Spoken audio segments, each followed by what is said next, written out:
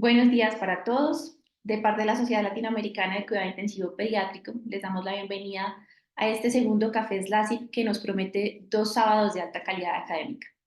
En esta oportunidad vamos a hablar de la nueva definición de sepsis pediátrica.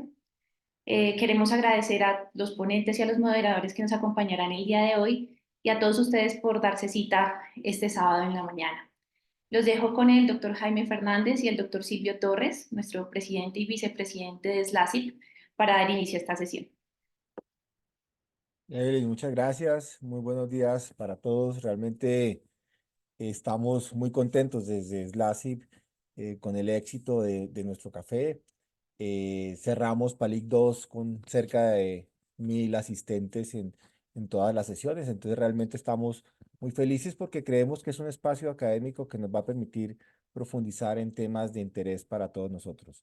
Hoy tenemos un café LACIP de lujo, unos conferencistas realmente que son unos profesores y que han trabajado en la nueva definición de sepsis y que vamos a tener la oportunidad de compartir con ellos eh, algunas preguntas que logremos canalizar para lograr salir de esas inquietudes o dudas que nos generen esa nueva definición. Tenemos también unos moderadores de lujo que nos van a permitir profundizar en la temática del día de hoy. Entonces, todos bienvenidos. Silvio, adelante si quieres con Marta. Bueno, ¿qué tal? Buenos días a todos y todas en Latinoamérica, en Iberoamérica. Ya nos escuchan en España y en Portugal. La verdad es que es un lujo enorme compartir esta segunda entrega de Cafés La Cip. Ahora nos mudamos a Sepsis y a los criterios Fénix, con ponentes de lujo y moderadores que van a poder hacer todo esto del consenso y disenso que venimos pregonando y haciendo con estas actividades académicas de SLACIP. Es realmente un upgrade académico el Café SLACIP. Tengo el lujo hoy de presentar a los tres moderadores y luego ya ellos seguirán con la conducción. Como bien dijo Jaime, hemos llevado casi a 1.000 colegas asistentes en la anterior entrega de los 4 encuentros con Hablando de Palícto. Voy a presentar primero a Marta Patricia Márquez, la doctora es intensivista pediátrica, jefa del departamento del Instituto de Terapia Intensiva del Instituto Nacional de Pediatría de la Ciudad de México, al doctor Javier Pilar Oribe de Bilbao, de la hermosa ciudad de Bilbao, jefe intensivista del Hospital Universitario de las Cruces, un hospital hermoso allá en Bilbao, y también bueno, quien habló antes, nuestro amigo, nuestro presidente de la CIP, Jaime Fernández Sarmiento. La verdad que él es el director de la CAR de la Fundación Cardio Infantil, director de la Unidad de Cuidados Intensivos, y también profesor de la Facultad de Medicina de la Universidad de La Sabana. La verdad que tres moderadores para poder mixar las preguntas que todos ustedes, colegas, nos irán haciendo, tanto por los carriles del Zoom como por Facebook. Ellos las irán cristalizando, vertiendo sus opiniones y generando este upgrade que hemos hecho académico con Cafés La Cip. Sin más, los dejo con todos ustedes. Adelante y bueno, un lujo y un agradecimiento por apoyar esta actividad de la CIP, que es una sociedad que está creciendo notoriamente. Gracias. Buenos días. Para mí como miembro del comité de sepsis de SLACIP y coordinador del mismo, es un gusto y un honor presentar a nuestros dos ponentes. El primero será la doctora Daniela de Sousa. La doctora de Sousa es presidente del Instituto Latinoamericano de Sepsis, es médico de la Unidad de Terapia Intensiva Pediátrica en el Hospital Universitario, así como también del Hospital Sirio-Libanés en San Pablo, Brasil.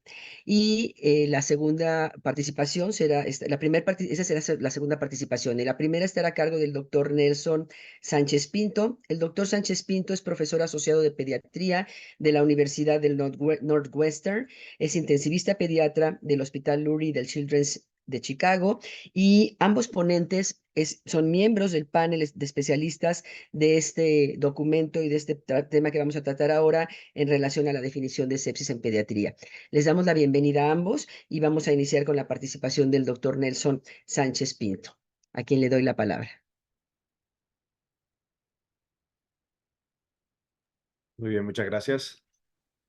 Empezamos aquí compartiendo. Eh,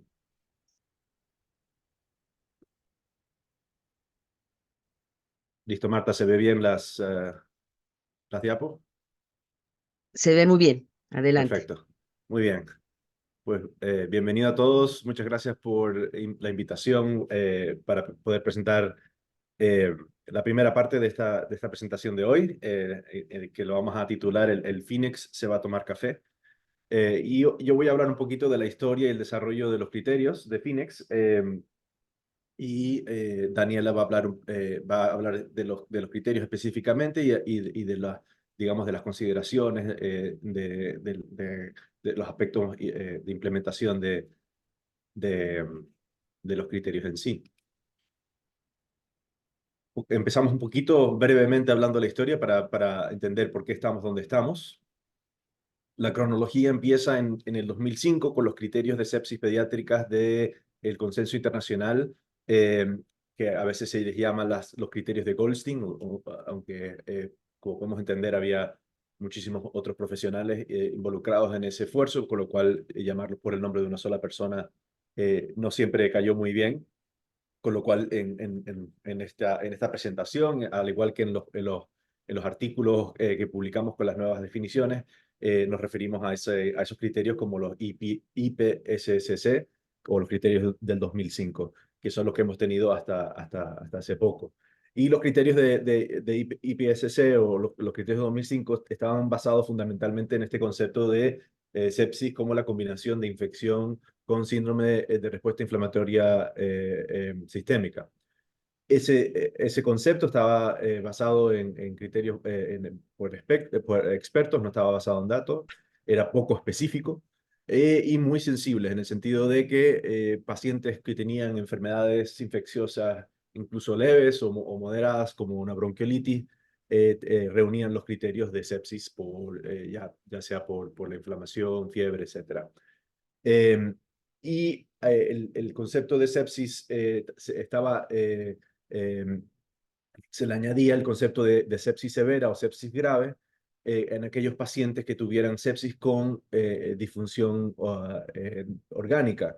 Pero ese concepto de sepsis severa o sepsis grave es un concepto extraño, en el sentido de que casi diría que tenemos una sepsis leve, con lo cual es un concepto que yo no entiendo, que nunca he usado, digamos, a la cabecera del paciente. Y es ambiguo en el sentido de que cuando nosotros decimos sepsis, sobre todo en la UCI pediátrica, normalmente no estamos refiriendo a aquellos pacientes que tienen sepsis, una infección con una disfunción importante y digamos, con un curso clínico potencialmente letal. Con lo cual, realmente, cuando llamamos sepsis, realmente estábamos ya hablando de sepsis severa. Entonces, esa falta de especificidad, de sensibilidad de los criterios de sepsis originales y la ambigüedad y el uso extraño y variado del concepto de sepsis severa o sepsis grave, hacía que los criterios del 2005 no fueran realmente extremadamente útiles para muchos. En el 2016, los adultos vinieron con el sepsis 3, con este cambio en las definiciones, con este punto de inflexión en la historia de sepsis, en la que propusieron que la sepsis se definiera realmente por la combinación de infección con disfunción de órganos potencialmente letal. Por lo cual estamos cambiando o saliendo de ese concepto del síndrome de respuesta inflamatoria a la combinación de infección con disfunción de órganos, que es lo que hace realmente que este concepto de sepsis tenga un poquito más de validez aparente, sobre todo a la cabecera del paciente, y eliminamos ese concepto ambiguo de la sepsis severa, sepsis grave, y eliminamos ese concepto poco específico, poco sensible del síndrome de respuesta inflamatoria sistémica. Los adultos operacionalizaron este concepto usando el score de SOFA, que es un score para adultos, y fue desarrollado mayoritariamente por intensivistas de países de altos recursos, por lo cual no se tuvo mucho en cuenta el uso o la aplicación tanto en contextos fuera de la unidad de cuidados intensivos o en contextos de bajos recursos. Con esto en mente, en el 2019 se crea el Task Force de redefinición de sepsis pediátrica, sponsorizado por el CCM. Y aquí la pregunta es, ¿deberíamos incorporar este concepto de sepsis con infección más disfunción de órganos para definir la sepsis pediátrica? Esa era, digamos, la base de este Task Force era establecer si esa iba a ser la manera en que íbamos a nosotros a dirigirnos en pediatría. Pero fundamentalmente el gol era crear unos nuevos criterios para niños en países de altos y bajos recursos que tuviera mejor sensibilidad, mejor especificidad y que estuviera basado en los datos para que tuviera mejor validez. Y Para evitar el error de los adultos, se creó un grupo muy diverso de expertos de alrededor del mundo con experiencia en UCI pediátrica, urgencias, enfermedades infecciosas, enfermería, altos y bajos recursos, etcétera, etcétera. Y se hicieron digamos, tres estudios principales para establecer los nuevos criterios. Una revisión sistemática, una encuesta internacional en la que muchos de nosotros, muchos de ustedes escuchantes, oyentes hoy, probablemente participaron, y los análisis de datos de los que hablaré un poquito más extensamente antes de pasarle la presentación a Daniela. El resultado final de estos criterios fueron basados en los datos, los resultados de los datos, y un consenso de Delphi de estos expertos internacionales, fueron 35 expertos, para darle esa validez aparente. Esta es una foto de la primera reunión que tuvimos en persona, fue en Salzburgo, en Austria, en junio del 2019, o sea, esto es un esfuerzo que ya tiene básicamente 5 años. Y ahí pueden ver en la foto, pues Daniela, creo que Claudio está por ahí, yo estoy por ahí por la parte de atrás, un grupo bastante variado. La primera parte de este Task Force fue la revisión sistemática, en la que el objetivo fue establecer en la literatura, en los artículos que existían sobre sepsis pediátrica, cuáles eran los factores, las variables asociadas con mayor riesgo de mortalidad en pacientes diagnosticados con sepsis, o los factores en pacientes infectados asociados con el desarrollo de sepsis. Se analizaron más de 12.000 artículos, de los cuales se hizo un metaanálisis de 81 artículos y se incluyeron en la síntesis un poquito por encima de 100 artículos. Y no les voy a aburrir con todos los resultados, es un artículo que les recomiendo que se miren. Esto fue publicado en PCCM. Pero de las variables que más se vio esa relación importante con mortalidad en pacientes con sepsis, incluían variables de disfunción cardiovascular, sobre todo en el uso de vasoactivos y la hipotensión, el uso de ventilación mecánica en pacientes con falla respiratoria, y digamos, la encefalopatía medida principalmente a través del Glasgow Coma Scale y también otras medidas de bajada de la conciencia. Y ya se puede ver aquí, digamos, en toda la literatura que precedió el desarrollo de los criterios, algunas de las informaciones que pudimos corroborar y ampliar en nuestro estudio, en nuestro análisis de datos, en la base de datos internacional de la que hablaré en unos segundos, con lo cual, por lo menos, podemos ver los resultados que tuvimos con el análisis de datos no es un cambio radical de lo que ya se había ido encontrando en la investigación a lo largo de las últimas 2 décadas. La segunda parte del Task Force fue esta encuesta internacional, como decía, con amplia participación, más de 2.800 respuestas de alrededor del mundo. Ahí ven ese mapa del mundo con los colores más intensos representando aquellos lugares con mayores respuestas. Ahí pueden ver a Latinoamérica con una representación muy importante, igual en España, bastante en Europa, desde luego en Estados Unidos, Norteamérica, también en Asia, en Australia, etcétera. Tal vez la respuesta en Medio Oriente y en África no fue tan extensa, pero sí hubo respuesta, sí tuvo representación. Y de todas las preguntas que se hicieron en la encuesta, que también les recomiendo, si no se han leído este artículo que fue publicado en Pediatrics, les recomiendo que se lo lean, es un artículo yo creo que interesantísimo.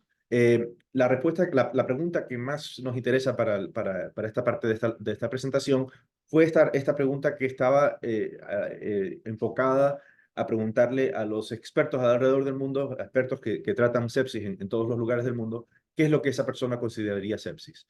Y mayoritariamente, las 3 respuestas que llegaron, digamos, por encima del 50%, fueron las que combinaban este concepto de que sepsis es una infección con disfunción de órganos potencialmente letal. Más del 70% de los encuestados estaban de acuerdo que este era el concepto que ellos considerarían sepsis a la cabecera del paciente. Con lo cual, ahí pues podemos aceptar ese concepto que venía de la sepsis 3 de adultos, y ahora la tarea del Task Force era convertirla, operacionalizarla con variables que fueran aceptables, que fueran adecuadas para los niños.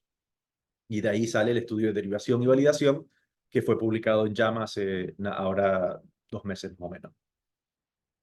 El concepto estructural de la metodología que hicimos fue basada, como decía, en este concepto de sepsis pediátrica, que es una infección con difusión de órganos potencialmente letal, y operacionalizamos este concepto usando una infección sospechada en las primeras 24 horas de presentación en el hospital.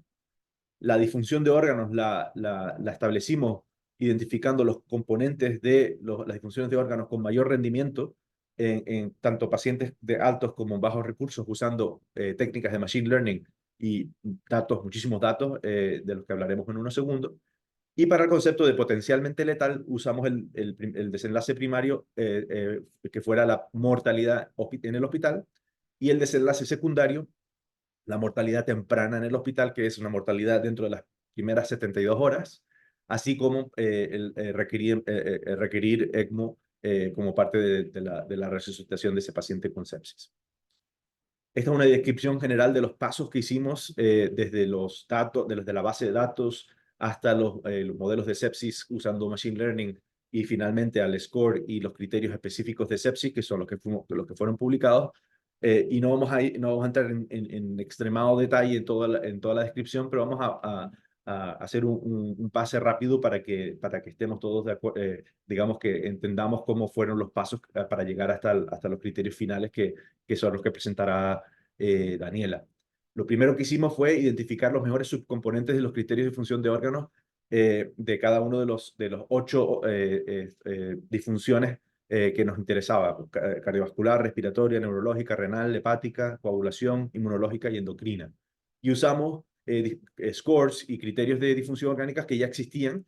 Lo único que hicimos fue descomponerlos en los componentes individuales de cada disfunción. En lugar de usar el score total, como hicieron los adultos con el SOFA, lo que hicimos fue ir a los componentes individuales, porque nos interesaba saber cuáles eran los componentes individuales de cada uno de estos criterios que mejor rendimiento tenían en pacientes con infecciones tanto en altos como en bajos recursos. Y ahí ven todos los scores: el de los criterios originales del 2005, el PLO2, Podium, Prolux, el PSOFA, y luego scores de órganos específicos, de disfunciones específicas, como es el de coagulación, el de vasoactivos y el shock index.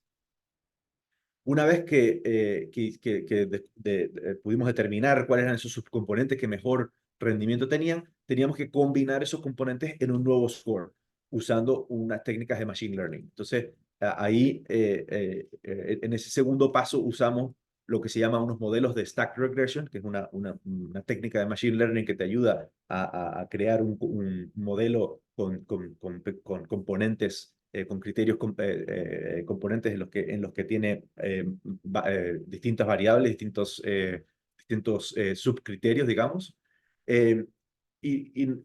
Como decía, no es tan importante ir a los detalles de exactamente cómo funciona el Machine Learning. Lo más importante, el concepto más importante de llevar de este paso, es que estos modelos tratan de hacer una cosa que es importante, que es reducir el peso de cada una de estas variables lo máximo posible, hasta el punto en que algunos de estos modelos de Machine Learning son capaces de, si hay unas variables que no están ayudando a la mejoría del rendimiento del modelo, son capaces de eliminar ciertas de estas variables.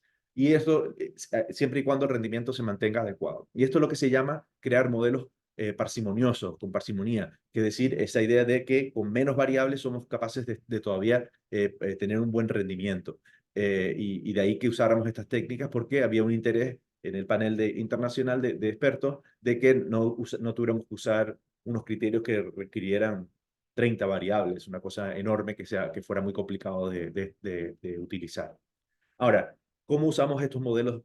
¿Por qué usamos estos modelos de Machine Learning para establecer los criterios de sepsis? Bueno, como decía hace un momentito, el concepto estructural era esta idea de cómo operacionalizar el concepto de infección con disfunción de órganos potencialmente letal. Y la manera en que operacionalizamos esto a nivel de Machine Learning fue prediciendo la mortalidad basada en disfunción de órganos en pacientes infectados.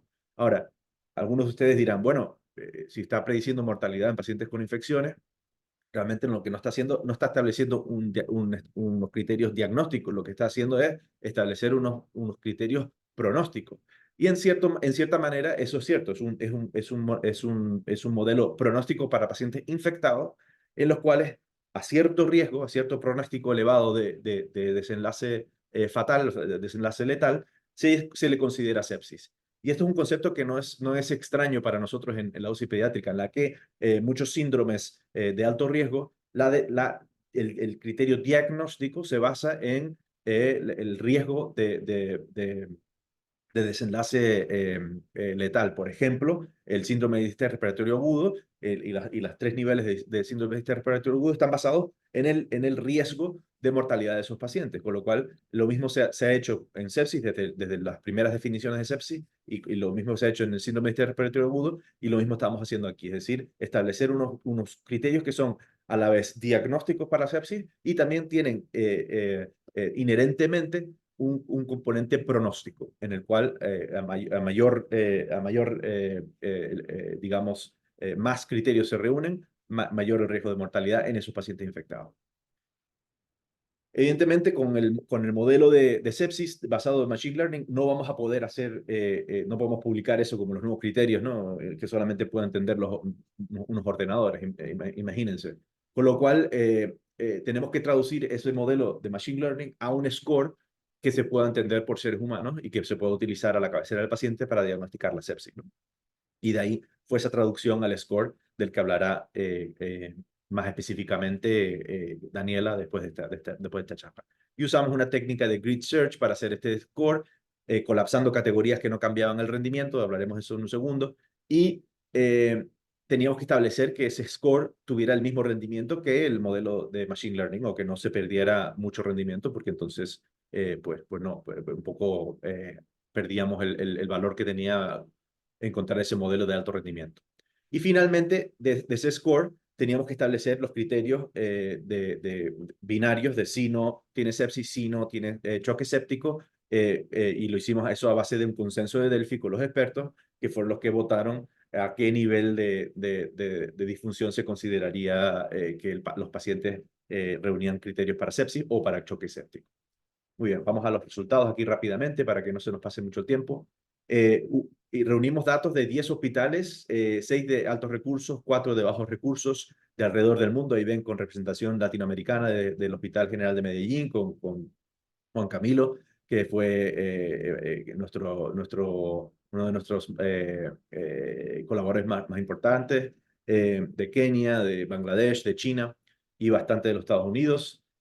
Datos de expedientes electrónicos principalmente de la mayoría de estos sitios, excepto de Kenia, que usamos unos datos de registro. La cohorte final tuvo más de 3,5 millones de pacientes hospitalizados, pediátricos. Lo dividimos en una cohorte de desarrollo y una cohorte de validación. Nuestra cohorte de desarrollo de más de 3 millones de pacientes era más de 2 veces, casi 3 veces mayor que la de los que usaban los adultos para la sepsis 3, y además la de los adultos era principalmente en pacientes de Estados Unidos, principalmente en una región de Estados Unidos, por lo cual nuestra cohorte ya fue mucho más diversa. Y en cuanto a los pacientes con infección sospechada, ahí ven que los países de bajo tuvimos casi 200.000 en total, o más de 200.000 en total, y 170.000 en la cohorte de desarrollo. Y ya ven que los pacientes ahí en esa columna amarilla son los pacientes de altos recursos, en la columna azul son los pacientes de bajos recursos. Aún así, quiero señalar dos cosas. Uno, teníamos más de 30.000 pacientes de bajos recursos con infección sospechada que incluimos en los análisis, con lo cual es una representación importante. Y lo segundo es que cuando desarrollamos los modelos, el número de pacientes que más nos interesa es qué número de pacientes falleció, porque ese es el desenlace en el que estamos usando para desarrollar los modelos. Y en números absolutos, el número de pacientes que fallecieron en los países de altos recursos y los de bajos recursos eran muy similares. Hay esas dos columnas grises clarecitas ahí en la derecha, es el número de pacientes que fallecieron en cada una de esas bases de datos, con lo cual estaba muy balanceado a nivel de representación de altos y bajos recursos a nivel del desarrollo de los modelos. Ok, en cuanto a los resultados, como decíamos, el primer paso era de identificar estos subcomponentes de criterios que tuvieran mejor rendimiento. Y aquí el ejemplo que estamos utilizando es el de cardiovascular. No vamos a hacer todos los órganos porque no tenemos tiempo, sino es un ejemplo de cómo usamos estos datos. Y aquí ven que de todos los tipos de funciones de órganos, de todos los criterios que tienen cardiovascular como uno de los componentes, los dos que tuvieron mejor rendimiento fueron el PLO2 y el uso de vasoactivos. Ahí ven que tenía una área bajo la curva de precision recall o de sensibilidad y valor positivo predictivo mayor. Y ese fue nuestra medida de rendimiento principal. Si quieren, podemos discutir eso en la discusión de por qué utilizamos esa medida como nuestra medida principal, pero es importante metodológicamente por el tipo de datos que teníamos. Y igualmente tenía una área abajo de la curva también elevada. Así seleccionamos cada uno de los componentes, ¿vale? Ahí en la primera parte de esa estructura pueden ver los componentes que fueron seleccionados para cada uno de los órganos. Y en el segundo paso, como decía antes, desarrollamos estos modelos de Machine Learning para optimizar la combinación de los componentes para la predicción de mortalidad en pacientes con infección, usando estos criterios de disfunción orgánica. Lo más importante de esta diapositiva es ver que los dos modelos que mejor rendimiento tuvieron fueron el modelo basado en los algoritmos de Rich y el modelo basado en los algoritmos de Lasso, el de arriba y de abajo. Lo más importante es que el Rich incluyó criterios de todos los 8 disfunciones de órganos que incluimos en la base de datos: la cardiovascular, respiratorio, coagulación, neuro, endo, renal, inmunológico y hepático. Mientras que el Lasso, que es un modelo de penalización más restrictivo, eliminó 4 de esos órganos y solamente se mantuvo cardiovascular, respiratorio, coagulación y neurológico como las disfunciones en el modelo final. Lo importante es que estos dos modelos tenían un rendimiento similar tanto en el AUPRC como en el área bajo la curva. Con lo cual teníamos el mismo rendimiento con menos variables en el modelo de Lasso. Y a través del proceso de Delphi, de consenso con los 35 expertos, los expertos eligieron este modelo más restrictivo con solamente 4 órganos como el modelo para desarrollar el score de sepsis para los criterios y evitar la necesidad de tantas variables que requerían el de 8 órganos.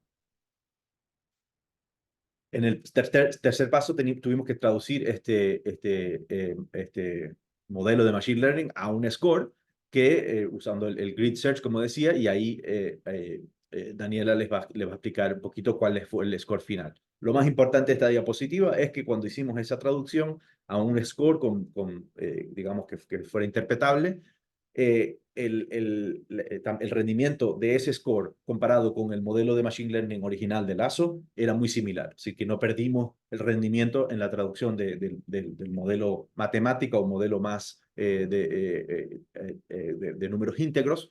No perdimos ese rendimiento estadístico. El score de Phoenix Sepsis tuvo mayor rendimiento tanto por AUPRC como por área bajo la curva que la mayoría de los otros disfunciones de órganos, es decir, que cumplimos con el requisito que queríamos. Y tuvo una calibración adecuada a nivel de que a medida que a medida que incrementa el score por puntos, la mortalidad incrementa de manera, digamos, escalonada, ¿no? Ahí vemos el score por la parte que va subiendo en la parte de abajo y en la parte izquierda vemos el riesgo de mortalidad, cómo va aumentando de manera escalonada. En la figura de la izquierda es en países de altos recursos y en la figura de la derecha es países de bajos recursos y vemos que tiene un patrón, digamos, similar. No solamente eso, sino que la diferencia entre la mortalidad en bajos recursos y altos recursos es similar a lo largo de los scores, es decir, que la mortalidad de base era 4 veces mayor en países de bajos recursos, una mortalidad de 4 veces mayor para pacientes infectados, y en cada uno de los scores vemos ese mismo patrón. Es decir, por ejemplo, un score de 3 puntos tiene una mortalidad 4 veces mayor en países de bajos recursos que pacientes con un score de 3 puntos en altos recursos, ¿no? Esa diferencia se mantiene a lo largo del score, por lo cual es una calibración adecuada, ¿no? Y finalmente, esta es la última diapositiva. No hablamos de exactamente cuáles eran los criterios para definir la sepsis, ¿no? El score de corte para decir sepsis sí, sepsis no. De eso hablará Daniela, pero simplemente quería enseñarles que una vez que se estableció ese criterio, lo pudimos comparar directamente con los criterios de sepsis de Goldstein del 2005 en esos parámetros binarios de sí y no, y como ahora estamos hablando de parámetros binarios, de sí, no, pues ya no las áreas bajo la curva no tienen sentido, sino que aquí tenemos que hablar de los rendimientos diagnósticos específicos, en este caso la sensibilidad y el valor predictivo positivo, que son los dos valores de rendimiento principales en los que estábamos usando en este estudio. Podemos compararlos, estos dos, y aquí vemos en la izquierda la mortalidad temprana en países de altos recursos, como el Phoenix Sepsis tiene un mayor rendimiento, también la mortalidad hospitalaria tenía un rendimiento similar, y en bajos recursos, en uno de los centros que teníamos los datos más completos, también vimos este rendimiento muy superior al de los criterios del 2005, por lo cual logramos el objetivo de crear estos criterios basados en datos con la ayuda de los expertos para la validez aparente, con mayor rendimiento estadístico que los criterios de sepsis que existían hasta ese momento. Y ahí voy a dejar de compartir para que Daniela pueda empezar a hablar de su parte y que nos explique un poquito los criterios y algunas de las consideraciones. Muchas gracias.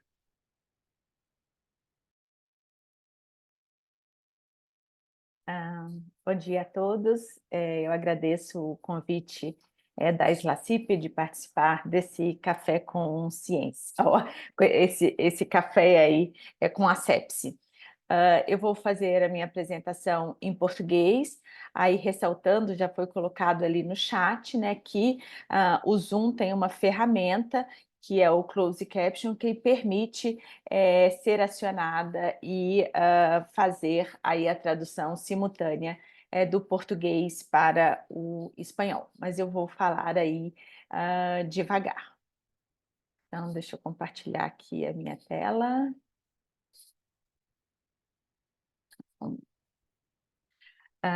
Então, depois de todo esse trabalho aí robusto que o Nelson apresentou, né, que foi desenvolvido por ele e pela equipe dele, nós chegamos aí aos critérios de sepsi de Fênix que eu vou apresentar. Eu acabei optando por dividir a minha apresentação em 4 itens, né? Rapidamente, eu vou apresentar. O Nelson já deu motivos porque nós precisávamos de novos critérios, né? Porque as definições de 2005 elas apresentavam algumas limitações. Eu vou apresentar um outro motivo porque que a gente precisava de novos critérios de sepsi, apresentar os critérios propriamente ditos, as controvérsias e deixar aí uma mensagem final. Então, por que novos critérios de sepsi, além das limitações que nós já conhecíamos? Nós sabemos, né, que a sepsi ela tem um impacto muito alto em termos de prevalência, incidência, elevada morbidade, mortalidade e um custo financeiro, um ônus financeiro tanto para as famílias quanto para a sociedade. Então, em decorrência disso, em 2017, a Organização Mundial de Saúde reconheceu a sepsi como uma prioridade de saúde e passou a demandar medidas de prevenção, diagnóstico e tratamento.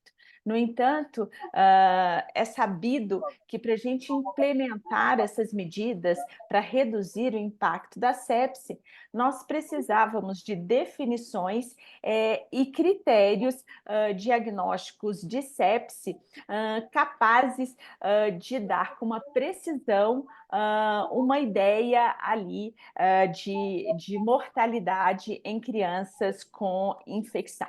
Então, além dos motivos da limitação das definições que nós tínhamos, nós temos também um motivo de ter critérios precisos, capazes de identificar aí esses pacientes com infecção e um risco elevado de sepsi. Então, isso também motivou esse longo trabalho aí que o Nelson apresentou e que até a chegada desse consenso final aqui que eu vou apresentar nos próximos slides.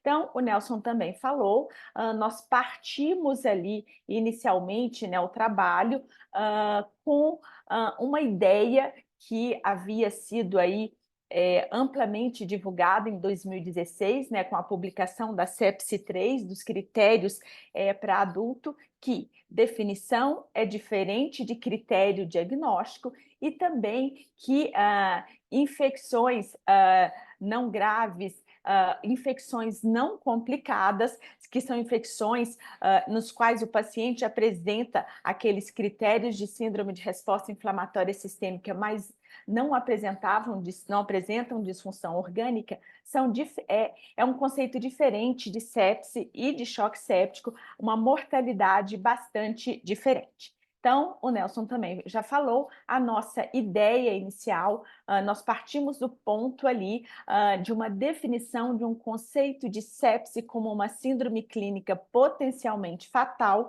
resultante ali de uma resposta do organismo deletéria, desregulada a esse quadro infeccioso e que causa disfunção orgânica.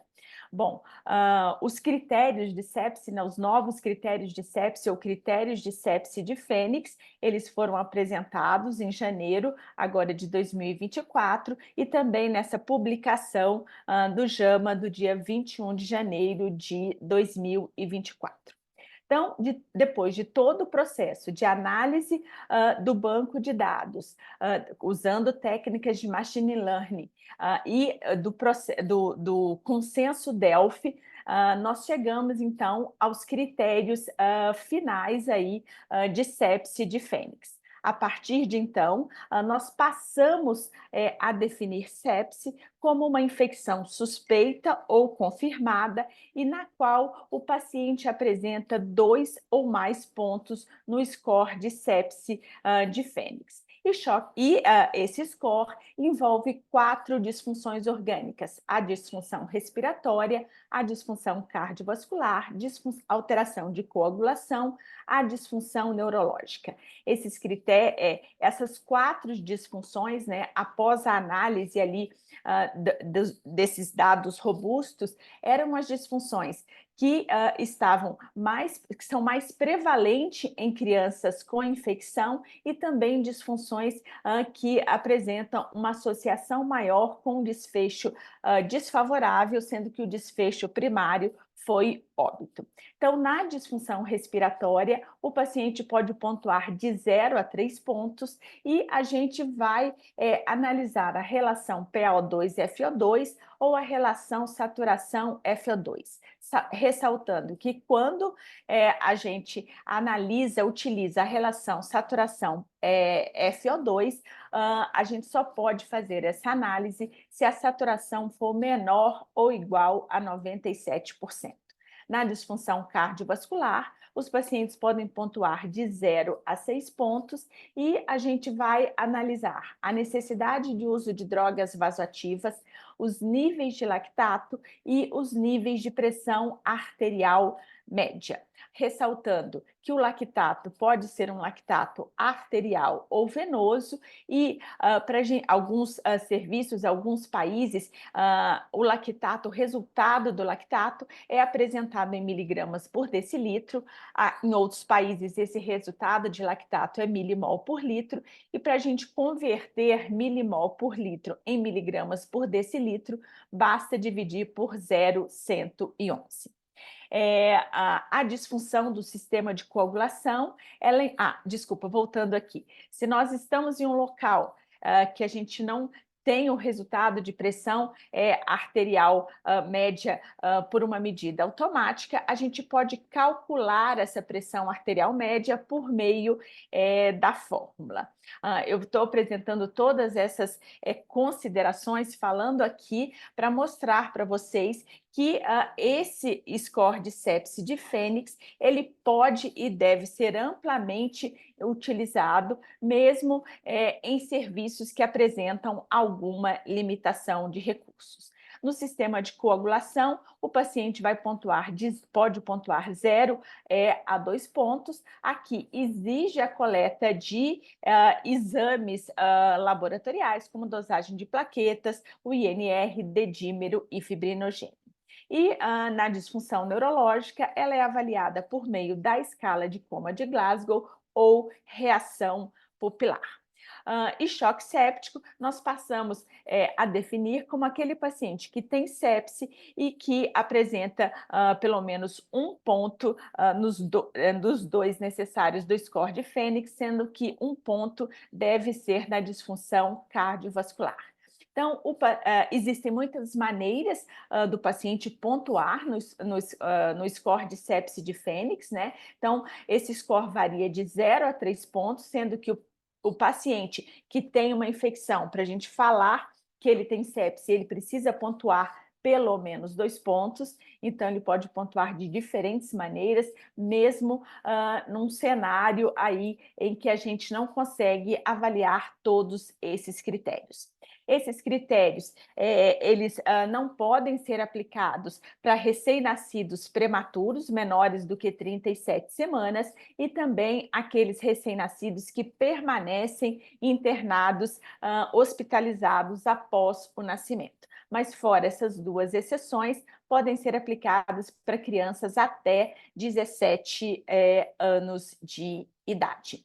Bom, no processo de desenvolvimento e validação desses critérios, o que deu para a gente, o que foi apresentado, né, o resultado, aquelas crianças que têm infecção, mas não têm disfunção orgânica, uma coisa que a gente já sabia, né? Então, elas apresentam uma mortalidade baixa, tanto em cenários com baixa quanto alta, tanto em cenários com altos recursos quanto cenários com baixos recursos, e aqueles critérios, aqueles pacientes que apresentam infecção e pontuam pelo menos 2 pontos no score de sepse de Fênix, ou seja, que agora a gente passa a definir como sepse, eles apresentam uma mortalidade muito maior, especialmente em cenários em países com baixa disponibilidade de recursos. E os pacientes com choque séptico, ou seja,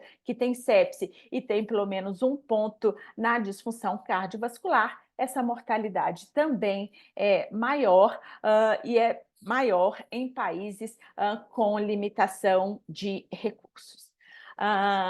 Em relação aos critérios, né, então, o score de sepse de Fênix, aquele paciente que pontua 2 ou mais pontos, ou seja, que tem sepse, como o Nelson apresentou ali num dos últimos slides dele, né, num gráfico, esses critérios, eles apresentam um valor preditivo positivo mais alto e uma sensibilidade maior ou comparável, né, para mortalidade hospitalar, em relação aos critérios de 2005 da Conferência de Consenso de 2005. Então, eu vou falar mais para frente, né? Nós reconhecemos que existem limitações desses novos critérios, mas se comparado com os critérios que a gente tinha até recentemente, né, os critérios de 2005, na qual sepse era definido e os critérios eram muito baseados em critérios de síndrome de resposta inflamatória sistêmica,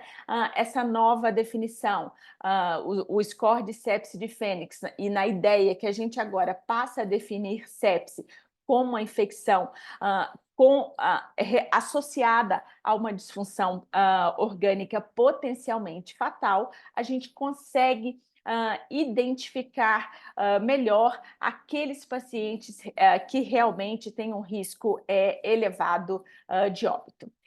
Algumas limitações aí dessas novas definições e desses novos critérios, né, foram baseados em análises de bancos de dados, e a gente reconhece que nesses bancos de dados, né, poderiam ter dados que foram imputados ali no banco de dados, digitados, por exemplo, de uma forma errônea, ou mesmo muitos dados poderiam estar faltantes.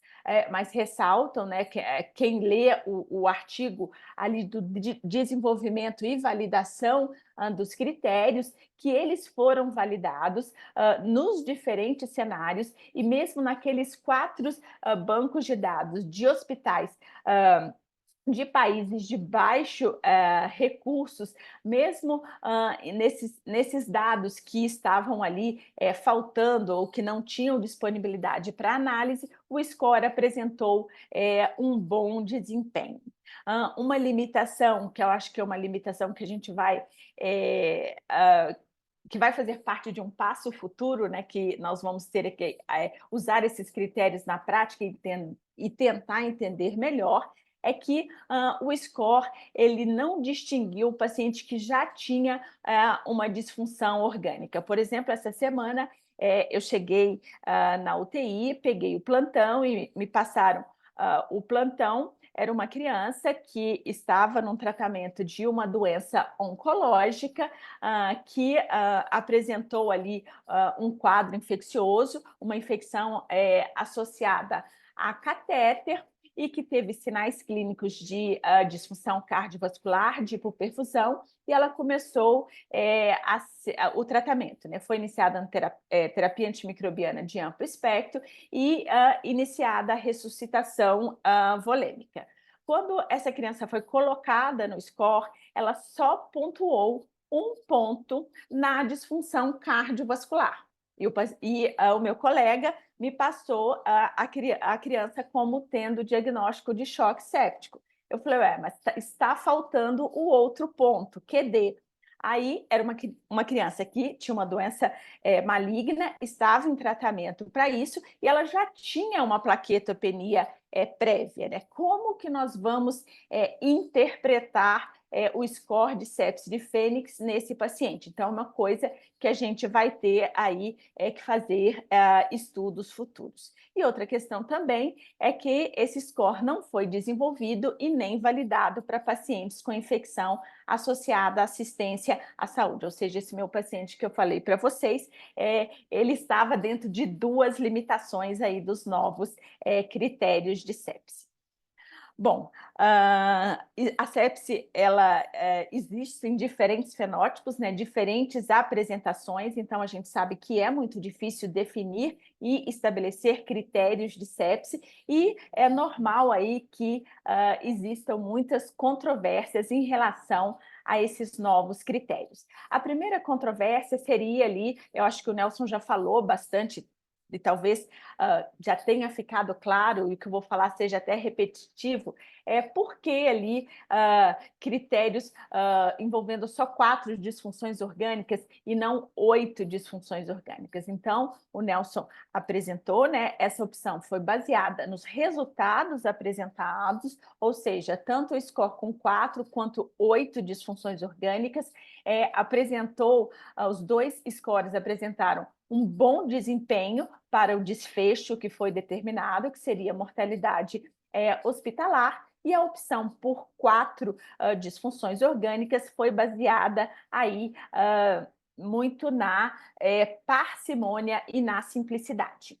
Outra grande controvérsia, né, é que nós estamos aí definindo sepse como um dos fenótipos, uma das apresentações, é aquele paciente que apresenta disfunção no sítio primário de disfunção, no sítio primário de infecção. Aí uma pergunta que pode surgir isso realmente representa uma resposta sistêmica? Será que essa disfunção orgânica nesse sítio primário de infecção não pode ser causado um dano causado exclusivamente ali pela infecção?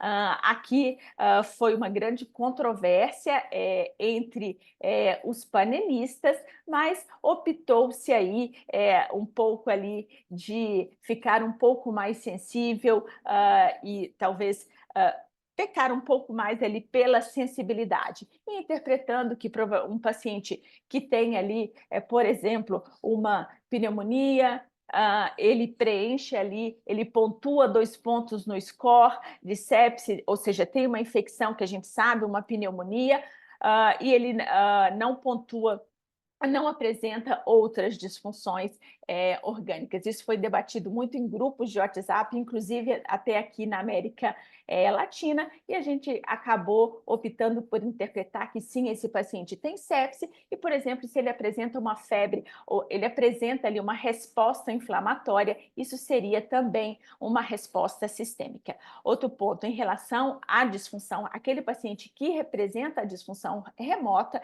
ele representa a maioria dos pacientes com sepse também, que tem uma mortalidade muito maior. Aqui, de novo, a mesma controvérsia, né? Só mostrando graficamente isso que eu estava falando, que esses pacientes que têm a disfunção remota ao sítio primário de infecção, eles representaram a grande maioria dos pacientes, tanto em países de alta renda quanto em países de baixa renda, e também esses pacientes apresentam uma mortalidade maior do que aqueles pacientes com disfunção restrita ao sítio primário de infecção.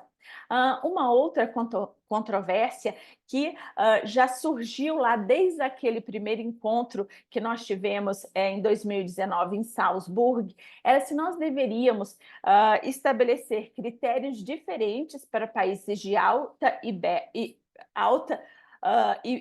baixa e média renda, ou se nós deveríamos estabelecer ali critérios únicos. O resultado final, né, que foi apresentado para vocês, o score de sepse de Fênix, ele foi desenvolvido e validado para ser utilizados nos diferentes cenários, nos diferentes países, em serviços com alta disponibilidade de recursos ou serviços com baixa disponibilidade de recursos. De novo, prezando pela parcimônia, simplicidade e embasado aí pelo bom desempenho, tanto em países de alta quanto baixa e média renda. E também essa opção em relação a 4 e 8 órgãos, como eu falei lá atrás, foi muito olhado também para países de baixa e média renda. Uma vez que a gente optou, baseado no desempenho dos dois scores, nós optamos pela simplicidade, por exemplo, pela menor necessidade de coleta de exames laboratoriais. Outra grande controvérsia que foi questionada até muito lá na apresentação dos novos critérios em Fênix em janeiro, foi se aquelas disfunções que não foram contempladas no score de sepse de Fênix com 4 disfunções, se elas não eram importantes, por exemplo, a disfunção renal e a disfunção hepática. Pelo contrário, elas são muito importantes, só que essas disfunções, elas são menos prevalentes e elas apresentaram ali na análise dos dados uma menor associação com o desfecho mortalidade hospitalar. Então, os scores, né, envolvendo 4 e 8 disfunções apresentaram um desempenho semelhante em termos de sensibilidade, valor preditivo positivo para predizer mortalidade, e optou-se pela simplicidade. Mas cada serviço pode optar por usar ou não o score com 8 disfunções, e eu acho que, particularmente, ele deve ser usado, uma sugestão seria ele ser usado o score com 8 disfunções orgânicas no contexto aí de pesquisas em sepse. Bom, em relação à mensagem final, a sepse é uma doença milenar, ela já era descrita desde da Grécia Antiga. Maquiavel já dizia, né, que a sepse ela é fácil, é difícil de diagnosticar nas suas fases iniciais, onde ela é fácil de tratar, e se nada for feito ao longo aí do curso da sepse, ela passa a ser muito mais fácil de diagnosticar e difícil de tratar. Então, já coloco aqui que esse trabalho aí desenvolvido desde 2019 não foi um trabalho fácil, e com certeza vão existir muitas discussões. Mas o que eu falo que esses critérios, baseado também nos dados, baseado em valor preditivo positivo, em sensibilidade, são melhores dos critérios que nós tínhamos anteriormente de 2005. Então, hoje, nós definimos sepse, né, com base no score de sepse de Fênix, que envolve 4 disfunções orgânicas: a disfunção cardiovascular, respiratória, neurológica e de coagulação. Sepse, uma disfunção orgânica potencialmente fatal em crianças com infecção suspeita ou confirmada, e o paciente deve pontuar pelo menos 2 pontos no score de sepse de Fênix, e o choque séptico, um subconjunto de pacientes com sepse com disfunção cardiovascular e que apresentam uma mortalidade maior. E o paciente deve pontuar, apresentar um ponto pelo menos na disfunção cardiovascular. E essa opção foi baseada na diversidade e na simplicidade, ou seja, esse score ele tem validade para ser utilizado em cenários diversos, em todos os cenários. Esses critérios de Fênix, eles devem ser utilizados à beira-leito, né, para facilitar ali o reconhecimento de crianças com sepse, devem ser usados em epidemiologia, em pesquisa e também em benchmarking.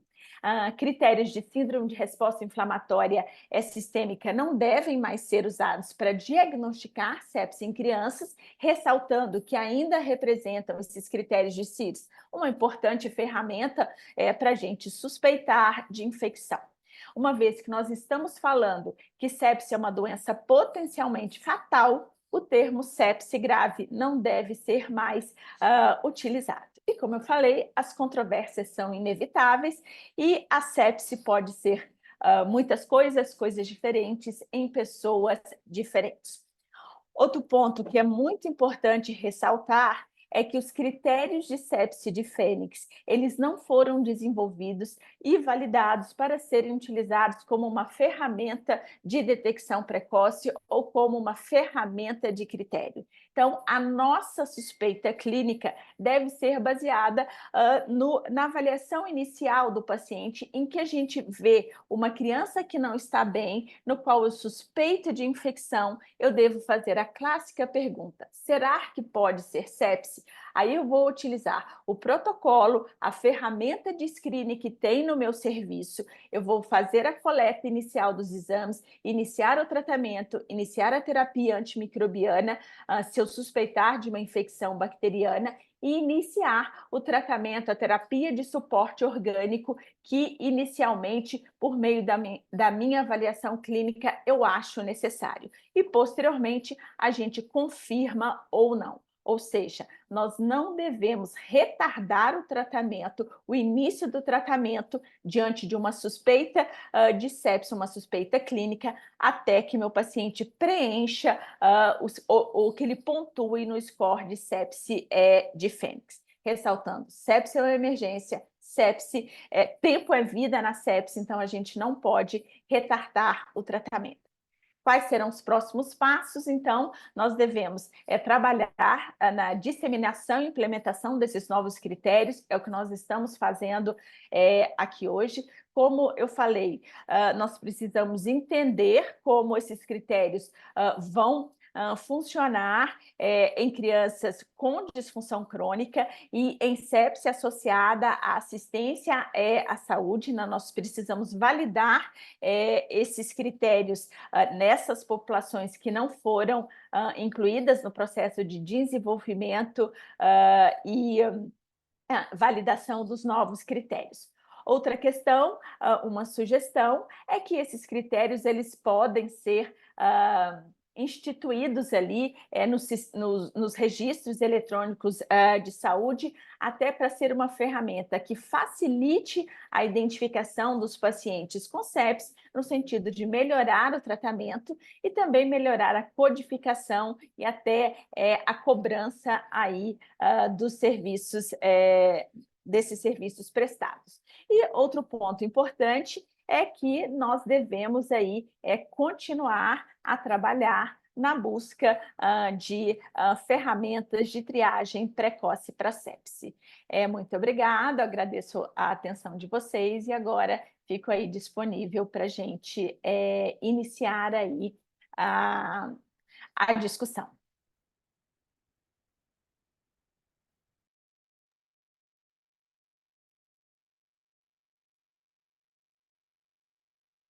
Bueno, muchas Acabamos, gracias. estoy abriendo mi cámara. Acabamos de escuchar y realmente gozar dos presentaciones excelentes que rara vez en una sesión, digo, estos cafés de la CIP sí lo han permitido, pero rara vez en una sesión podemos analizar tanto el impacto clínico, en este caso de este artículo, así como el análisis metodológico de la forma tan profunda como la hizo justamente el doctor Nelson. Entonces, una de las preguntas que tengo aquí con la que voy a iniciar y posteriormente le daré la palabra a los otros moderadores, esta pregunta que me están haciendo es, ¿en quién no debe aplicarse los criterios de Phoenix, puntualizando un poco más de esto, con la finalidad de que no sean confundidos y se utilicen a lo mejor como un score de sistema de alarma, entonces ser mucho más puntuales porque esto en ocasiones confunde. Entonces le doy esta pregunta a la doctora Daniela. No sé si me escuchaste, me entendiste bien con que no hablé muy rápido. Não. Creio que compreendi. A primeira questão é onde esses critérios não devem ser utilizados, correto? Correto? En quién no va a funcionar el score, a qué paciente infectado no lo vamos a dirigir. Sobre todo esto nos puede confundir en las salas de urgencias o cuando la aplique alguien que no tiene experiencia, como la podría tener un intensivista en un paciente con sepsis. Então, eles devem ser aplicados naqueles pacientes que têm infecção comunitária. Foi a população que foi desenvolvida, porque os critérios levantados foram critérios das primeiras 24 horas após a admissão hospitalar. Portanto, eles não são válidos, como eu falei, para aqueles pacientes que apresentam sepse associada à assistência à saúde e também pacientes que já apresentam uma disfunção crônica, uma disfunção prévia. O exemplo que eu falei da paciente que a gente atendeu essa semana, né? Uma criança com uma doença oncológica que estava em tratamento, ela já tinha uma plaquetopenia prévia. Como que nós vamos aplicar os critérios nesse paciente? Isso não fez parte do processo de desenvolvimento e validação. Nós teremos que ver na prática como que vão funcionar e validar para essa população. Outra questão é validar também na sepse associada à assistência à saúde. Talvez se eu não fui claro, o Nelson pode me ajudar aí em espanhol, explicar um pouco melhor. Sí, aparte bueno, no creo que podamos decir que no se puedan aplicar, sino que todavía falta más validación en pacientes hospitalizados y en pacientes con infecciones, con disfunción de órganos crónicas. Yo, por ejemplo, diría que un paciente que tiene plaquetopenia y necesita vasoactivos, yo creo que, en mi opinión, reuniría los criterios para llamarlo choque séptico. Pero específicamente, Marta, uno de los comentarios que hiciste fue como criterios de gatilleo, como criterios de screening. Queremos estar muy claro que estos son criterios diagnósticos, es decir, es para establecer esa disfunción de órganos potencialmente letal asociada a una infección. Y no son criterios de screening, no son criterios para el reconocimiento temprano de pacientes que puedan tener sepsis o que puedan desarrollar sepsis, ¿no? Entonces, dos conceptos acerca de esto. Número uno es que el 50% de los pacientes que reunieron criterios de sepsis en nuestra base de datos de 3 millones de pacientes, el 50% reunieron los criterios dentro de las primeras 3 horas de presentarse a un sistema hospitalario, tanto en altos y bajos recursos. Por lo cual, digamos, no son herramientas de gatilleo, pero muchos de estos pacientes presentan con criterios de sepsis de manera muy temprana.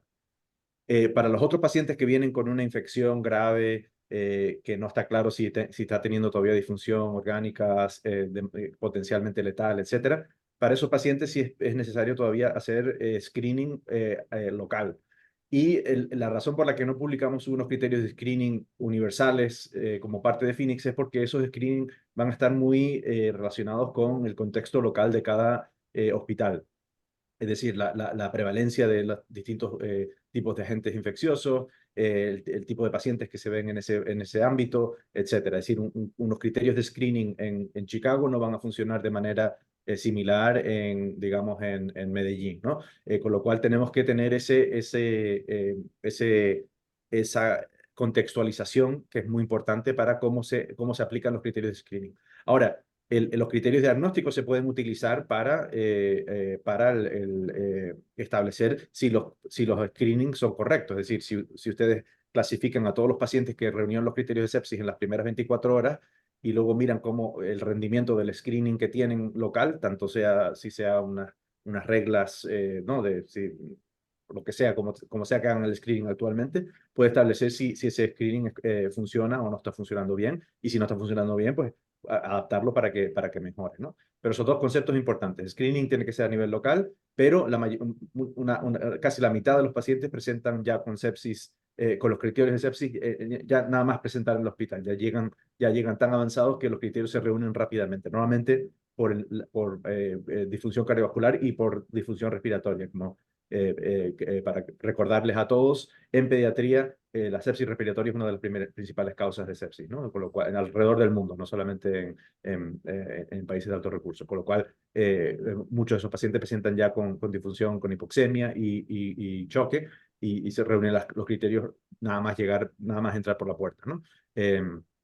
Pero, repito, no son criterios de gatilleo. Y ese es un punto muy importante.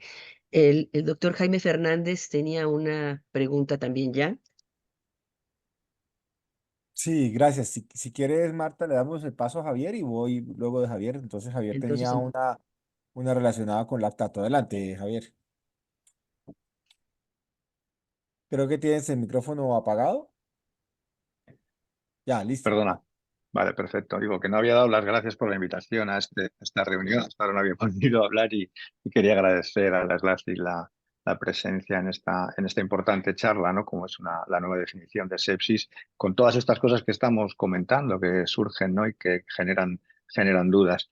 Yo tenía otras preguntas, pero lo voy a dejar para más adelante y voy a pasar una pregunta que ha hecho aquí Magali Valencia, que entiendo que es en el score hay cosas que algo nos sorprenden algunos, ¿no? Pues yo qué sé, la tensión arterial media tan baja o el nivel de lactato o estas cosas. Entonces, claro, pregunta a Magali por qué si anteriormente se tenía en cuenta un valor mayor de 2, ¿por qué ahora se ha incrementado hasta 5? Entiendo que ahí tendrá que ver el Machine Learning y estas herramientas que habéis utilizado para ello, pero nos pide que nos deis, por favor, una aclaración a este tema.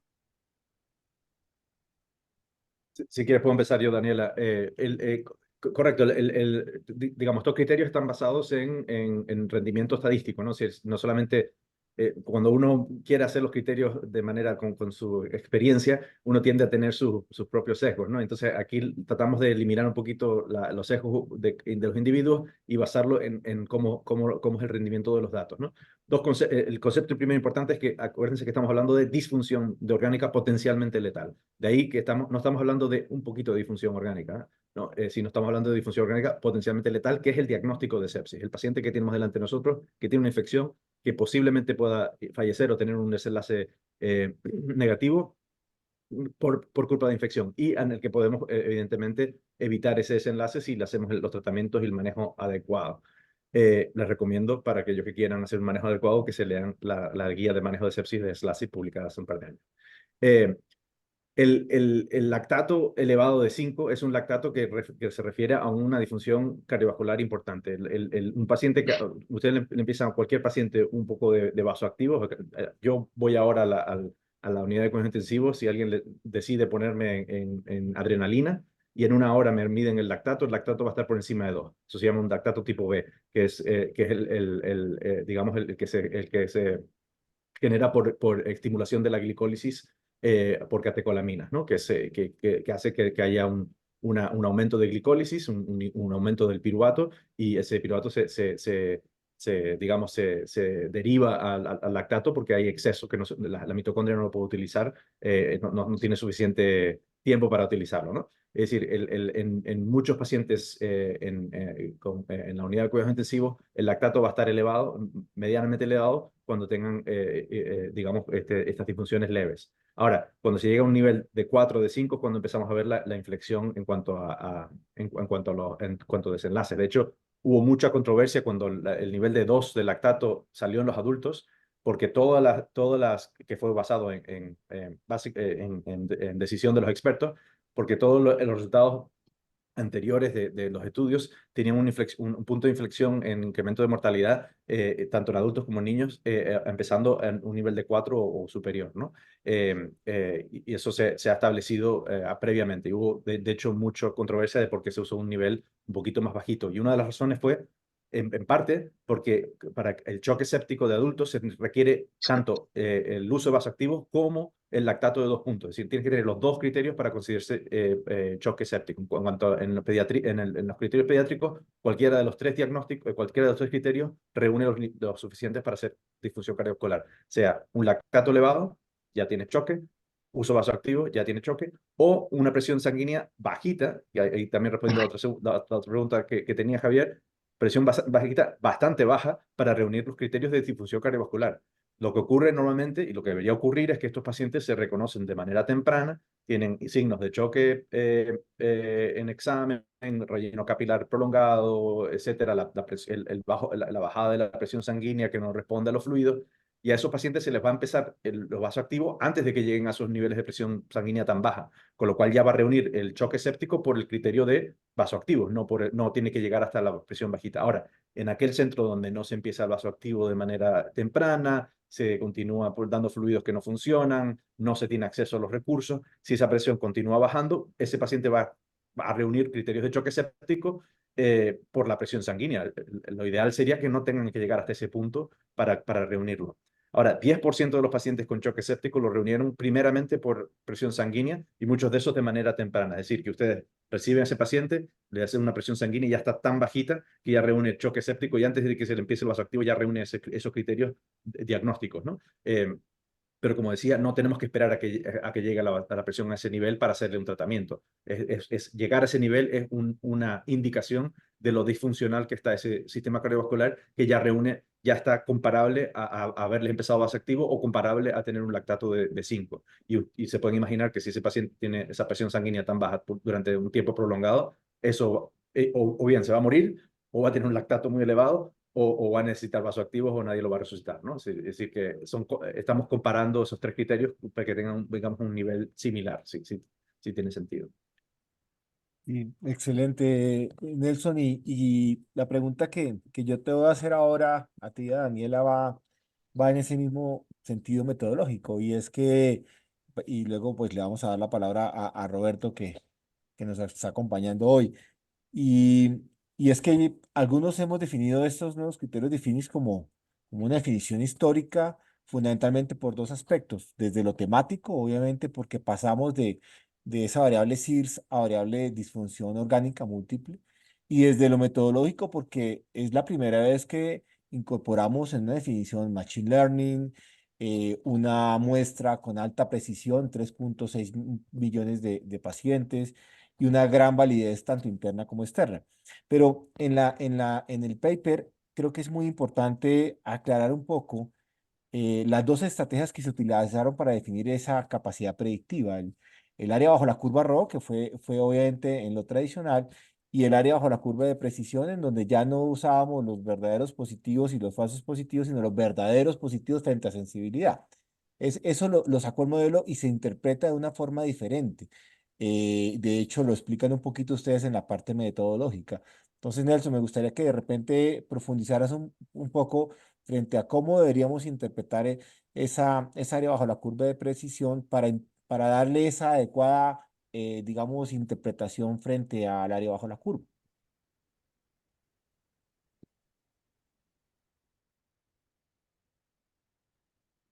¿Puedo compartir pantalla un segundito? ¿Se ve? Sí, ya, ahí se ve perfecto. Tenía estas diapos por si acaso me hacían esa pregunta.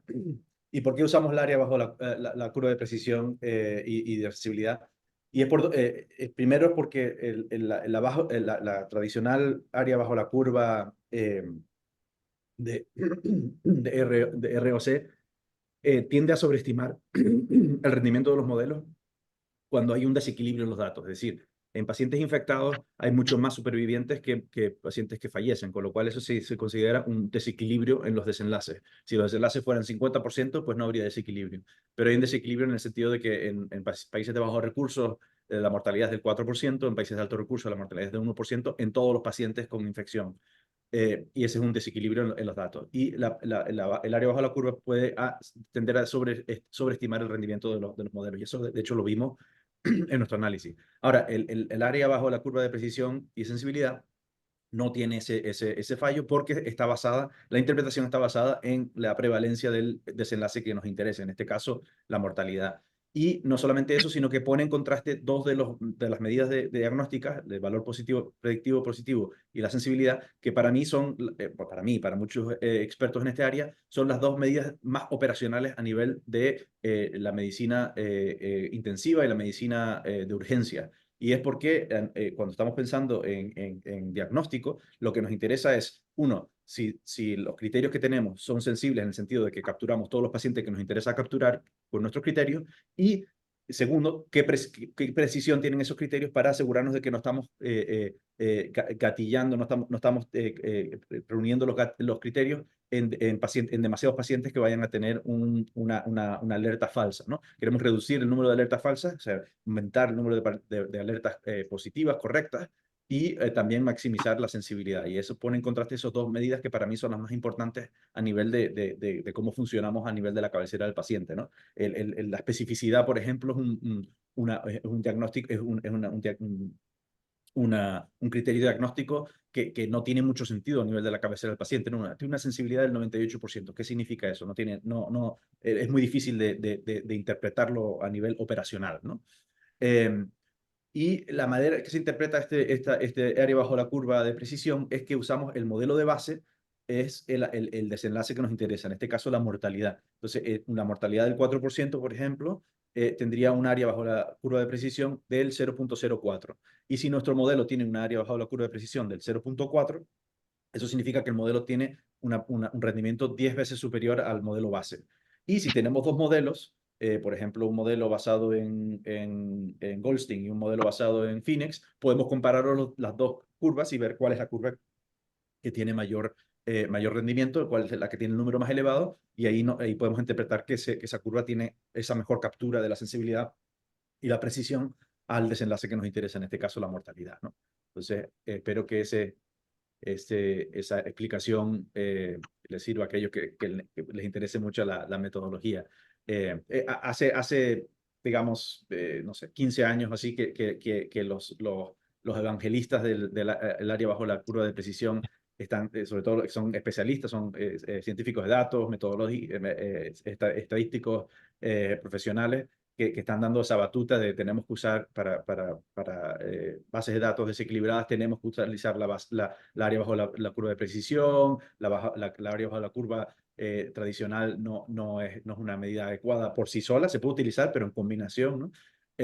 Y poco a poco han ido introduciéndose en los distintos estudios de base de datos, y esperamos que con este estudio importante publicado en JAMA, pues un poco pongamos esa bandera, digamos, a partir de ahora se espera que en los estudios de bases de datos grandes con desequilibrio en los desenlaces, por lo menos se presente el área bajo la curva de precisión como en conjunto con el área bajo la curva tradicional, como mínimo, ¿no? Porque los dos proveen una información tremendamente importante. Y ya le digo, el área bajo la curva tradicional puede llevarnos por un camino un poco equivocado, sobre todo para cómo se operacionalizan estos criterios, ¿no?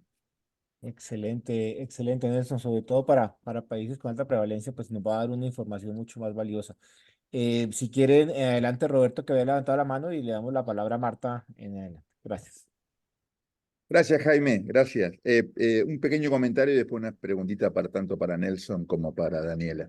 Primero, agradecerles a Nelson y a Daniela desde que salió a fines de enero los nuevos criterios, se han prestado a cuanto podcast, webinar, charla, conversación, charlas de WhatsApp, charlas por mail, con la misma pasión, a veces hasta repitiendo algunas cosas, y a veces hasta insistiendo, pero con una calidez humana, una calidez intelectual, con las ganas de aclararle a todas las personas de qué se trata eso, que es admirable. Yo hubiera perdido hace rato el tema de la cosa, pero ello es admirable como lo han hecho.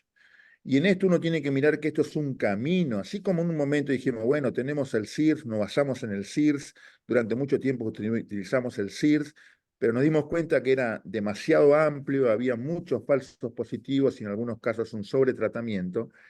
Uno tiene que interpretar que es muy válido que sobre la base de grandes bases de datos, construidas esas bases de datos, sobre nuevas bases de datos, o sea, no tomado de lo que se pensaba, sino sobre nuevas bases de datos, se construyó algo, se hizo algo que pone en letras lo que significa el tema de lo que era lo que es la que aceptamos como definición de sepsis.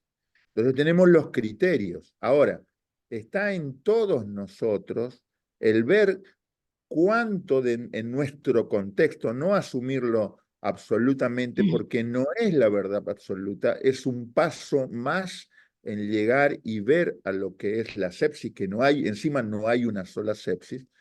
Entonces, esto que lo que han hecho es brillante. Entonces, la pregunta para Nelson y para Daniela es, se ha dado mucho de esto de decir, bueno, como se tiene que medir la saturación, como se tiene que medir la presión, como tiene que ver algunas cuestiones, esto, algunos dicen, esto es solamente para aquellas unidades en el segundo nivel, en el tercer nivel que puedan llegar a medir esto.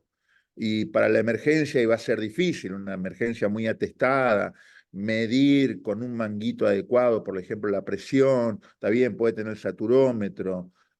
¿Cómo ven ustedes? Algunos interpretan que el Phoenix es solamente para el segundo y tercer nivel, otros dicen no se puede utilizar en la sala de atención primaria.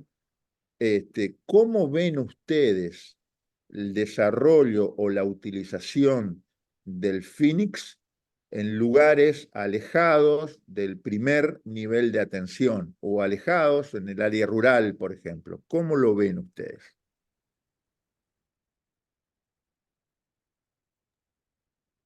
Ah, eu acho que é possível aplicar, a gente fazer uma correlação entre os pontos e um sinal clínico, né?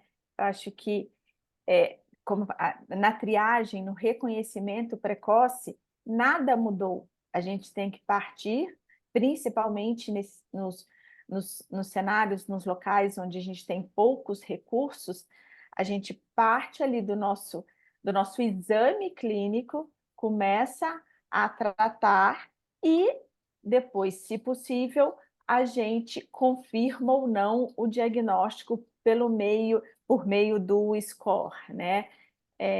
Se a gente eu pensando em traduzi-lo para a clínica ali, para a Tudo triagem, bem, se entende, tudo bem. para um paciente que está aqui no Brasil, a gente chama uma unidade básica de saúde, que talvez não tenha como medir uma pressão, ou até, eu acredito que até pós-Covid todo mundo tenha um saturômetro, né? Então, no respiratório, é a gente olhar esforço respiratório, talvez a presença de cianose, e, se possível, tendo como medir a saturometria, fazer a relação saturação FO2. O cardiovascular é ali a gente tentar reconhecer pelo tempo de enchimento capilar, cor e temperatura da pele, pulso, e fazer ali uma correlação com, se possível, depois a pressão, né? Então, eu acho que é possível, a gente tem que fazer um esforço para colocá-lo na unidade básica de saúde, sim, porque ele não requer tantos recursos, né? Se a gente for pensar, é um oxímetro, uma medida de pressão arterial, né? E pelo entendimento clínico, o uso da droga vasoativa. O neurológico é clínico, só o sistema de coagulação que precisaria ali de coleta de exame. Mas a gente precisa aplicar e entender como ele vai funcionar nesses cenários, né, Roberto, como você disse, que talvez não tenha praticamente recurso nenhum. Mas eu acho que é possível e devemos, pelo menos, tentar. Lo que añadiría es también, como hablábamos antes, todavía se necesitan esos criterios tempranos de gatilleo, de screening, ¿vale? Y lo que tiene que tener el centro de periferia, el centro de nivel 1, es esos criterios de decir, primero, ¿puede ser sepsis esto? Pensamos en sepsis como una posibilidad. Si creemos que la sospecha es elevada, empezar tratamiento temprano, y de ahí, si consideramos que ese paciente va a progresar a reunir todos los criterios de Phoenix una vez que se le puedan hacer las pruebas de laboratorio, etcétera, transferir ese paciente a un lugar donde se pueda hacer ese tratamiento y donde se puedan seguir esas guías de manejo, como les decía antes, las de SLASIP o las de Subarbin Sepsis, las que se utilicen en esos centros, ¿no? Pero es importante ese triaje que tenga dos objetivos. Uno, empezar el tratamiento temprano, y dos, transferencia a un centro donde se pueda hacer ese manejo, ¿no? Yo creo que esos dos, si falla uno o dos de esos puntos, ese paciente va a tener un desenlace negativo, ¿no? Aunque se le empiece un tratamiento temprano, pero si no se le puede hacer un soporte respiratorio, por ejemplo, después de una resucitación de fluido, ese paciente va a tener un desenlace negativo. Ahí tenemos el ejemplo de FIST. Si ese paciente no se le reconoce, o se le reconoce pero no se le empieza el tratamiento temprano y se le transfiere, en ese tiempo que se tarda en transferir, si ese paciente no está ya empezado la resucitación, ese paciente va a llegar mucho más enfermo a ese nivel 2, nivel 3, ¿no? Y volvemos a las bases también un poquito. Piensen en los 4 disfunciones de órganos que llegaron por Machine Learning a los criterios finales: respiratorio, cardiovascular, coagulación y neurológico. Si piensan en el triángulo de reconocimiento, ¿no? de pediátrico, es, digamos, disfunción respiratoria, ¿no? El paciente que está hipoxémico, con distrés respiratorio. El cardiovascular, el paciente que tiene relleno capilar prolongado, presión sanguínea bajita, taquicárdico. Y el neurológico, el paciente que está encefalopático, no está respetándose bien. No tiene que hacerle el score para que tenga todo el Phoenix perfecto, si no tiene el prueba de laboratorio y todo eso. Ya con esos 3, ya sabemos que esos pueden progresar a reunir los diagnósticos con pruebas, con presión sanguínea, lo que sea. Simplemente ya sabiendo las disfunciones de órganos en las que tenemos que estar enfocándonos a nivel clínico, que solamente necesitamos los ojos para hacerlo, ya son esos 2. Y ya si en un extremo, un meningococo, un streptococo, nos llega el paciente con púrpura fulminans, ni siquiera necesitamos pruebas de coagulación. Le miramos la piel y ya sabemos que tiene con lo que estamos enfrentándonos. Y ahí sí, nos esperen, empiecen a resucitar y mándenlo para el segundo nivel, porque ese paciente no va a sobrevivir a menos que esté en un centro especializado, ¿verdad?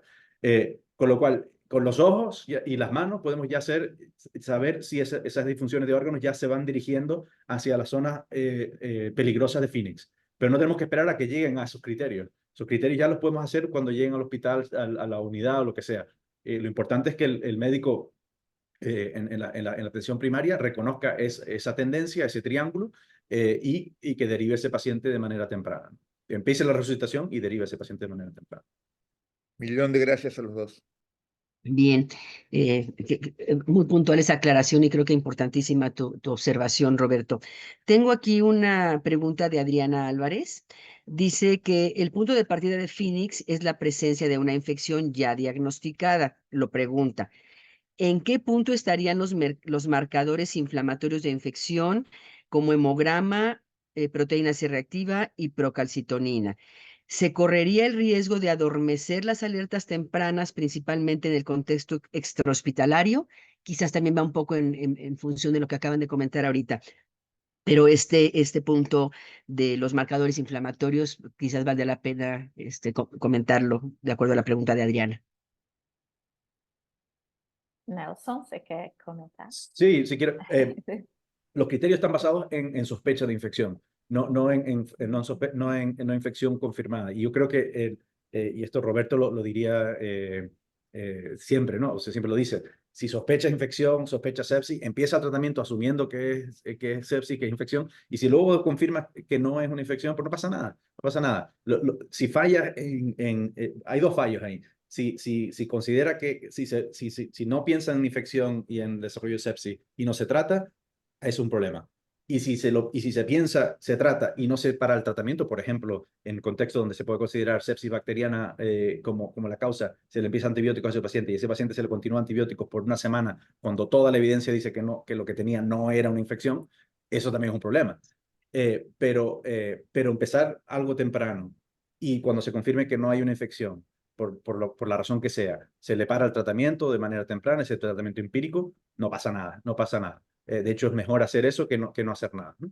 Entonces, ahora la siguiente pregunta es, ¿cómo se sospecha la infección? Bueno, pues depende del contexto, ¿no? Si uno está en un centro de hospitalario, unas urgencias, en un sitio de altos recursos, puede ser en una capital latinoamericana, puede ser en Estados Unidos, en Europa, llega, el paciente tiene un poco de fiebre y se le puede hacer una procalcitonina en 15 minutos, y alguna otra prueba, un hemograma rápidamente y todo eso, ahí pues se puede utilizar esos criterios si quieren. Si está en un lugar con menos recursos, donde no se tenga esa prueba de laboratorio, pero a lo mejor la prevalencia de infección es del 30% de los pacientes que llegan a urgencias tienen infección y el paciente se presenta con una fiebre, la probabilidad de que eso sea una infección es elevadísimo. Si no tiene que hacer ninguna prueba, ninguna, si tiene fiebre, pues es probablemente la causa de ese cuadro clínico, ¿no? Con lo cual, el nivel a que uno considere infección sospechosa, la infección o no, eso depende, varía con el contexto, ¿no? Yo creo que en las urgencias, espero que en pediatría sobre todo tengamos bastante capacidad para hacer un diagnóstico de infección sospechada sin necesidad de muchas pruebas de laboratorio, sin necesidad de muchas cosas muy avanzadas, sino simplemente usando nuestros ojos, hablando, reuniendo la historia. Considero que los pediatras seamos buenos en eso, porque de ahí nos viene la mayoría de nuestro trabajo, es por las infecciones, ¿no? Con lo cual espero que eso no necesite muchas más pruebas, sino simplemente nuestra capacidad clínica, ¿no? E o Nelson, que conhece todo o banco de dados, né? Eu não me lembro da revisão sistemática de todos os detalhes e do banco de dados, mas provavelmente PCR, procalcitonina foram analisados, né, Nelson, e não apresentaram associação com o desfecho que estava sendo ali procurado, né?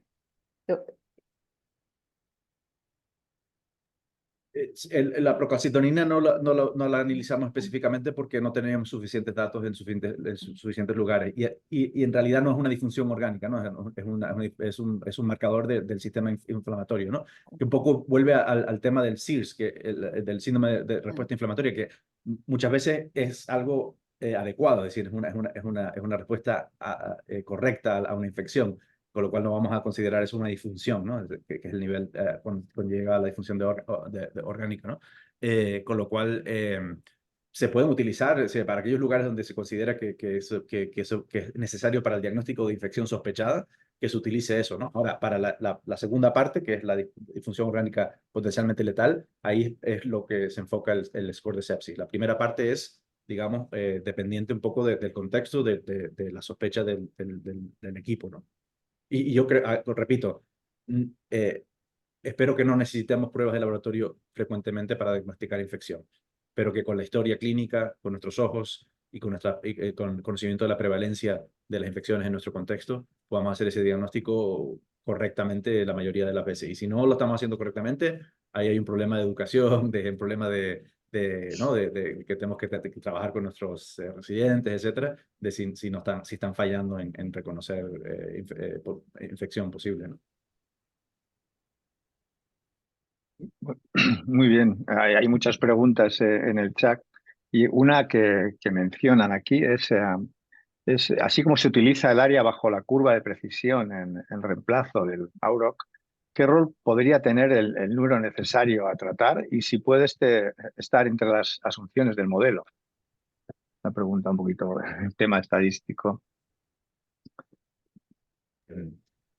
el número necesario para tratarse es en base a tratamientos específicos, ¿no? Es decir, qué mejoría Ya. tiene el desenlace en base a pues, digamos, pues, comenzar los antibióticos dentro de 1 hora, por ejemplo, se puede utilizar ese criterio, pero ya es en base al paciente que ha reunido los criterios diagnósticos. Otro número parecido es el número necesario a alertar, que es el inverso del valor positivo predictivo, que es que te dice un poco la relación entre alarmas falsas y alarmas elevadas, ¿no? Se puede utilizar, por ejemplo, en el contexto de diagnósticos de screening, se puede utilizar ese valor positivo predictivo, con lo cual el área bajo la curva de precisión te ayuda a optimizar o minimizar el número de alertas falsas cuando lo utilizas como criterio de gatilleo, por ejemplo, ¿no? En el caso de las definiciones de sepsis, aquí estamos hablando del desenlace, es la mortalidad, con lo cual realmente no queremos que tenga un valor positivo predictivo del 100%, porque significaría que todo paciente que reúne criterio de sepsis tendría una mortalidad del 100%. Eso no se trata del proceso, no se trata de buscar ese valor positivo predictivo en el rango del 10-15%, que es donde intuitivamente creemos que los pacientes con sepsis no tienen esa mortalidad, ¿no?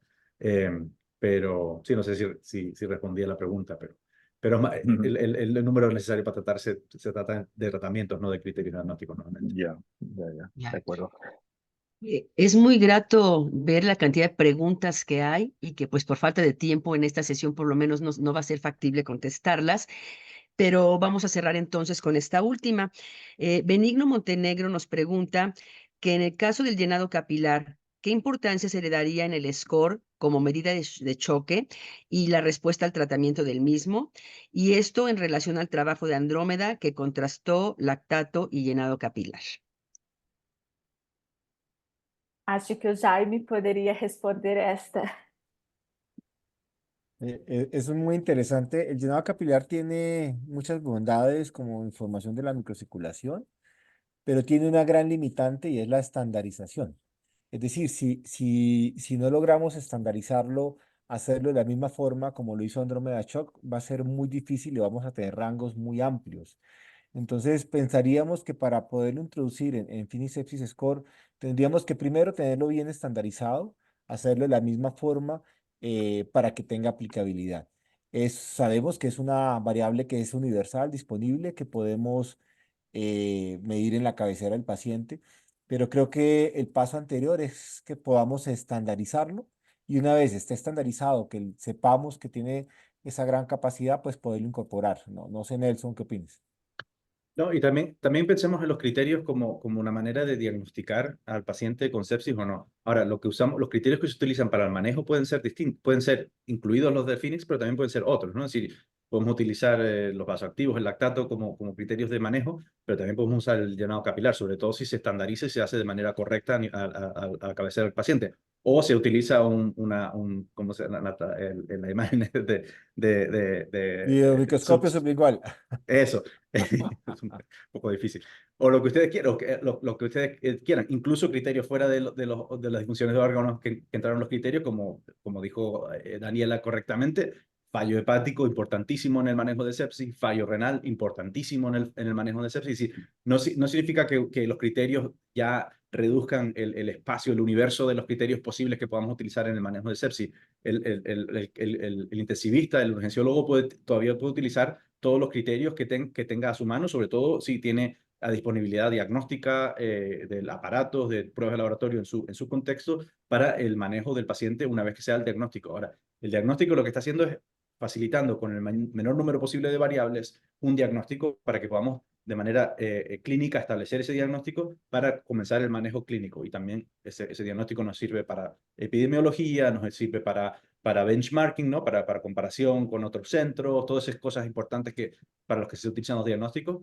Y ahí para eso están los criterios de Phoenix. Ahora, para el manejo, una vez que ya se hace el diagnóstico, usen las variables y las pruebas que ustedes tengan a su mano y los que estén acostumbrados a utilizar.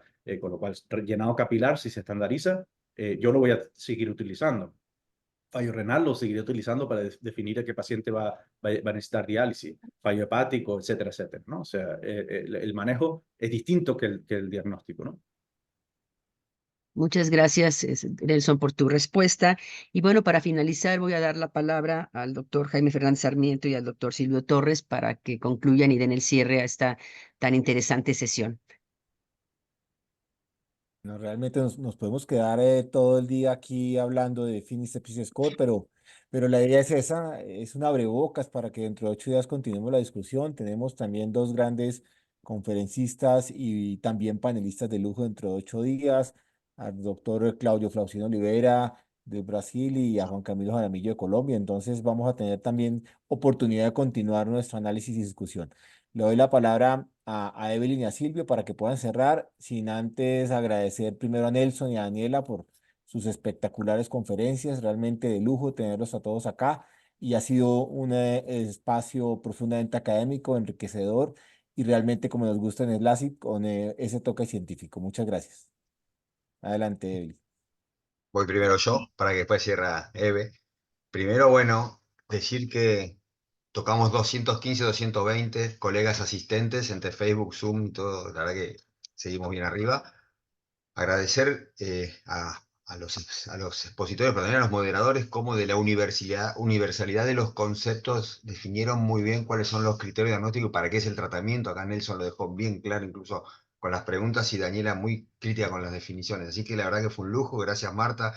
Gracias, Javier. Gracias, Jaime. La verdad que fue enorme como todo lo que se puede seguir discutiendo y hablando de este consenso-disenso que hemos llamado acá en Café SLACIP.